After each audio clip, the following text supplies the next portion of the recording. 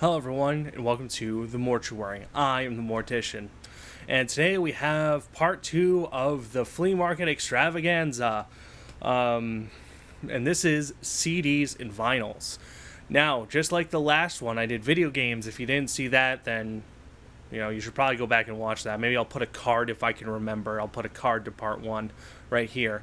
Now, all of these things throughout this whole extravaganza, I purchased for I think I said $25, but I think it's actually $30 I used to buy all this stuff. But just like the last one, I have one thing that is not from the flea market that will be reserved for last. So let's get right into this. Now, all the CDs I got here, I got for $10. There's 5 of them. That's $2 a pop. So it's very hard to be disappointed with CDs that cheap. But we're going to start off with Therion's Gothic Kabbalah. This is actually not that bad of a record. Some really great vocals, some really awesome instrumentation, and just generally, I really enjoy it. It's just a very good album. This album is slightly too long for its own good. It takes its fucking time to end these songs. That's the only downside, is that if I recall correctly, like, none of these songs are under 6 minutes or under 5 minutes. It's a long, long record. And honestly, it's kind of to its detriment, because by the end of the second disc, because this is an album sprawled across 2 discs because it's so long, I'm just like weary. I'm just fucking tired. I just want it to end. But other than that, it's actually not that bad. For $2, I can't really complain. It's actually pretty awesome for that. Next, we have Slayer's Christ Illusion. I really only bought this because it had Jihad on it, which is probably one of my favorite newer Slayer songs. But actually, it's not that bad of an album. Now, I know what you're saying. This is kind of God Hates Us All-y, and that's true, but this is definitely the better of the two by a pretty substantial amount. This is at least listenable the whole way through. This at least can get 1 or 2 spins and still be enjoyable, whereas God Hates Us All, I was done halfway through that record. So that's the one thing this has going for it, is that it's more listenable. It's not nearly as thrashy as their older stuff, which is a shame, but it's actually a pretty good listen, especially for $2. Next, we have Wu-Tang Clan's The W. Oh, you have no idea how much I love this. Actually, there's 6 CDs here, isn't there? 1, 2, 3, 4, 5, 6. Yeah, because I just remembered I picked this one up just as we were leaving the flea market. I found this just as we were leaving. So yeah, I think I paid $1 for this, actually. $1 for this, which is actually an amazing price, because this record is really fucking awesome. Those of you guys know how much I loved 36 Chambers. I fucking adored that record. And this record is pretty awesome because it's pretty similar to that. The only thing that's really different from it is that it's more of a raw production style. It's a little bit more muddy doing the mixes on the vocals, and it's a little more muddy when it comes to the production and just in general, which actually kind of works for it. It's a really good record, and better for it that it has that raw feel to it. I really, really enjoy that. The only thing I think is really strange is I think there's a song, I think it's called Gravel Pit, where like all these songs are like upbeat or like really chill, and this song just comes out and it's like super emotional. And you might ask why that's weird, and it's not just because it's the Wu-Tang Clan, because it's actually a really, really good song. But the next song, they used a line. Actually, I might be able to look it up, because I have the lyric sheet right here. Oh no, they don't put lyrics here. Okay, well, they don't have lyrics here, but it was something along it was actually talking about, I think it was a line about how their lines were so dope that it had Down syndrome and that it was straight retarded or something like that. So to hear the next song drop a line that had something like that in it, it just blew my mind. I was like, what the fuck? They honestly should have ended on the Gravel Pit, but I think the idea was putting that at song, I think this was actually a song Yeah, song 12, which is the second to last song, and going out on this really funny track. I think that was purposeful. I think that, you know, it just puts you in that position where you're like kind of down, and then you just hear a line like that, and I was like, what the fuck? It was good. It was funny. It was real funny, and I really, really enjoyed that about the Wu-Tang. I like that they're so keen on having fun on their records, and I love that about bands, about anything. Like, I will enjoy a movie, even if it's bad. If I know the actors are having fun, then I can have fun with it too. That's how I am. And this is fun. This is a fun record, and I can respect that, and I really, really enjoy the fact that it is. Next, we have Nevermore's This Godless Endeavor. This album is so fucking kick-ass. I've been looking for this record for a long, long time. And when I found it in this box full of metal stuff, it was the first one I picked up, and I just held on to it. I just fucking loved the fact that I found this. Warrell Dane, I shouldn't just say Warrell Dane, because everyone in this band is fucking amazing. The solos on this are just so fucking epic and cool, and the drums are done really, really well. I was really impressed by the drummer. And then Warrell Dane, like one of the best vocalists ever. I mean, if you haven't heard his vocal range, just listen to one song off of this Nevermore record, and then go to Sanctuary, Refuge Denied. Look that up. Sanctuary, Refuge Denied, Metallum, and just pick one of those songs and listen to them. It's absolutely fantastic. He has such a nice vocal range, and it's so cool.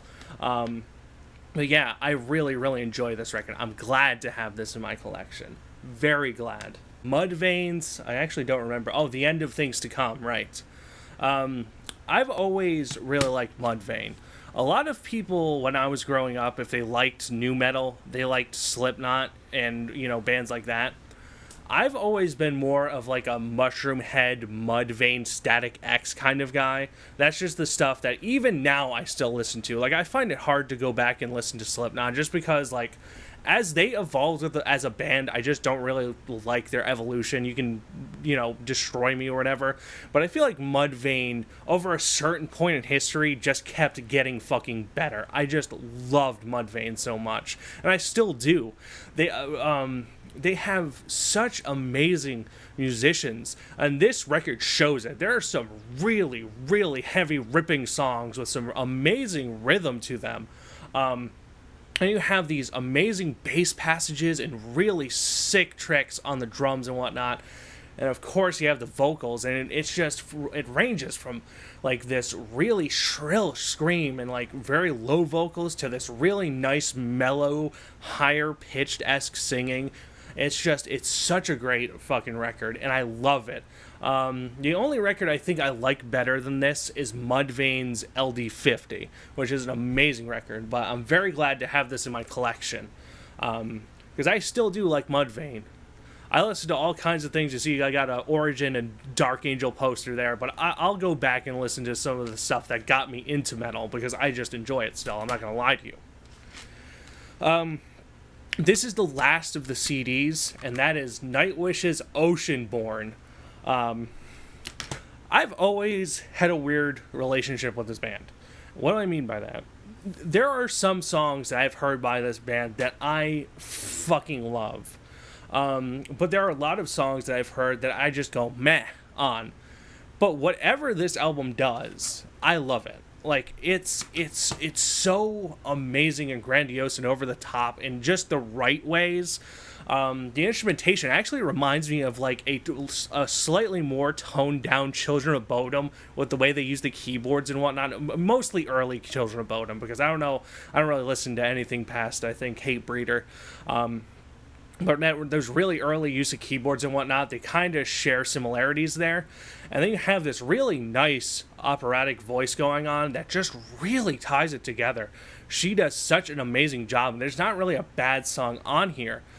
The only thing that I would advise you not do, because I know the reason this album dragged on, because it did, is that I would advise you, if you're going to listen to this record, do not do anything that will, I don't want to say get your adrenaline pumping, but don't play like some really super fast-paced video game. Don't play, don't do stuff like that. Like, just fucking chill out put the album on, maybe grab a book and read it while you're listening to this album. That would perfectly complement so you cleaning your room or you working on a piece of art or something. This is that album that you would put on because it's lax, but it can be very tense in the right moments. So this record is an absolute banger if you're doing stuff like that. I don't know why I said banger. What the fuck is wrong with me? But really, really solid record, and I'm really happy to have it in my collection because I don't really have much that I can listen to when I just want to wind down. I just have all this, like, it's either just like things like fucking Mortician or it's like black metal, and that's pretty much it. But this kind of rectifies this problem a little bit, and you'll see what I mean once we get into the vinyls. First vinyl we have here, none of these are colored, by the way. Just want to get that out there. I'm not showing the vinyls. They're not colored. But the first album we have here is RZA. RZA as Bobby Digital, the Roomba. I picked this up because it was RZA. I'm going to be flat out. I saw the Wu-Tang Clan symbol on here. 1, 2. And I was like, bye. And it was a no-brainer, too. Because this one I hold in my hand, which is actually an original pressing, I believe. Yeah, I think this is actually an original pressing. 2001, yeah, original. This pressing for $1.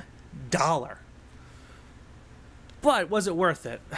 And kind of. The problem with this is that it's not an album, if that makes sense. Like, this seems like something you would scratch records to. Like, this is a record you put on, like, a turntable and scratch records to. Because it's like, there's just so many different ways you can, I guess you, just hold on. Let me go through the songs so you'll understand what I'm trying to explain to you. So you have the Roomba with Method Man, clean. The Roomba with Method Man, dirty. The Roomba, instrumental. Show You Love, clean. Show You Love, dirty. The Roomba, acapella. The reason I think that this is meant to be scratched and not explicitly listened to the way the way that I normally would is because there's so many, like, you wouldn't really pair the same song 4 different times and then have 2 of those songs clean. It just seems like this is meant for you to experiment with, which is kind of interesting. If you want to correct me, that's fine. Because I don't know a whole lot about record scratching, but this seems like the perfect kind of thing. Like I said, you got clean if you want to, if you have a Christian Minecraft server that you're DJing for. And then dirty if you're playing, PUBG or whatever. It's pretty interesting. I will give it that. Was it worth the $1? Probably. But I'm probably not going to throw it on just whenever because it's like the same song 4 times and there's only one other song and it's clean and dirty. So probably not something I'll listen to a bunch, but an interesting buy nonetheless. Next, this has probably become one of my favorite fucking records I own. This is another one I bought from the flea market for $1. And it was absolutely, oh my god. I honestly, if you would have told me, my younger self, that I would have liked the dude I'm about to show you, I would have told you you're fucking nuts. Because, like, back in the day, I wouldn't have even given this guy the time of day. But it's become, now as an adult, as a 21 going on 22-year-old dude, it's an amazing record, and I'm so glad to have the original. It might not be the original, but it's a 1977 pressing, and that is Eric Clapton's Slow Hand. Yeah, for $1. I was fucking blown away when I saw this. I was so fucking like, what? What is this doing here for $1? I was like, yeah, I'm gonna save you, and I gotta say, I brought it home today, and I listened to it 3 times. Well, 2.5. I listened to it once with my friend, and again after he left louder, because I normally do that. And then I cleaned the record, because it was, like, really, really dirty. This and the RZA record were really dirty. But I listened to it, the first side again, and it's just, oh my god, I love this record. If you don't know what's on this record, let me give you 2 examples. Cocaine, which is probably one of his most popular songs. Whenever I heard people recommending Eric Clapton to me when I was in high school, that was the song they recommended to me as Cocaine. I never really gave it a fair shot until now, and it's one of my favorite songs off this. And then Wonderful Tonight, which that song, I didn't realize how many times I heard that song. I have heard that song so many times, it's ridiculous. And I listening to it 3 times in one day, I'm still not sick of it. This is a record that is going to get a lot of plays. The only problem with this record is that it pops. There are some surface scratches on it. There's nothing too bad. It plays through the whole way, which is good. I'd rather it pop and play through the whole way than, it be scratched and I can't play it. So that's good. But the popping drives me insane. On side 1, I got it down because I actually scrubbed it. There was probably dirt. It was nasty looking when I took it out. But I scrubbed it down with a solution. Now it looks better. It sounds better due to that. I'm so happy to have this. Love this record. And I'll probably be, if I find any more Eric Clapton stuff, I'm going to buy it. Although I'm going to say, so this is the last of the flea market stuff. I'm going to say I'm a little bit disappointed because I was hoping to find Pink Floyd's either The Wall or The Dark Side of the Moon, because I've wanted those records for ages. For ages I've wanted those records, and I haven't been able to get my hands on them, which is really strange because you think there'd be so many around. I see them at Target, but they're $33 and stuff. A record that is so widely available being $33, I'm sorry, that's a little too much. Even if that is the record, I'm not going to pay $33 for something that I could probably find cheaper and have an original pressing of. And lastly, another thing that isn't really metal, surprisingly, but once again has probably become one of my favorite records of all time. Once I show you it, once again, you'll realize why. And this is another dude that I kind of respected. I never really listened to him much outside of his really big hit song. 2 of his really big hit songs. So when I finally saw this record for cheap, $16, I was like, yeah, of course. It's not going to cost me anything that much. And that is The Jimi Hendrix Experiences. Are You Experienced? This fucking record, from beginning to end, is amazing. There is not a bad song on this record. There is not a bad lick. There is not a bad bass line. There is not a bad drum beat. Every single thing about this was tailor-made almost to perfection. Which, that sounds really pretentious, but it's just such a fucking good record. I love this record. Oh my god. And once again, I never really had anything by him because I couldn't find much by him for whatever reason. Being as popular as Jimi Hendrix is and the Jimi Hendrix Experience, you can't escape his name anywhere.